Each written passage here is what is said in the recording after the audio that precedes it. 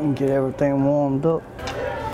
I just love working out. It's something I've been doing since a child, 35. Gene Bergeron is a self-proclaimed gym rat. It was more about strength back then. Good deal, man. The 42-year-old's workouts took him from the weight room to the bright lights and the squared circle.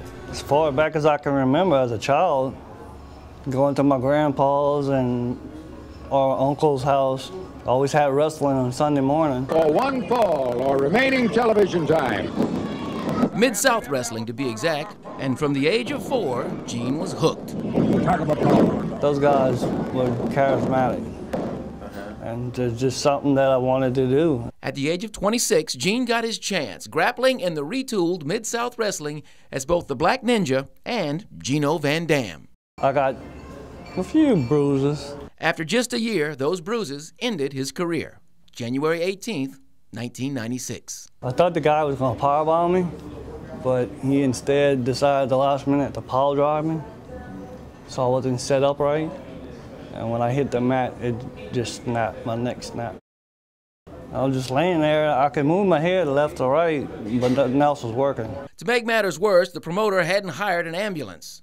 It took an hour and a half to get Gino Van Dam to the hospital. Doctors told him he would never even breathe on his own. You know, the worst scenarios that you can possibly think of automatically come first to your head. And then I just said, I'm gonna beat it.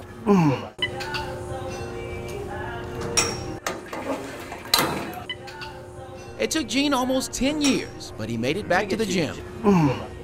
I knew all the exercises, just had to figure out a new way to do it. That new way of doing things needs a trainer Weight come down to adjust his weights, hook them to his wrist straps, even get him a drink of water.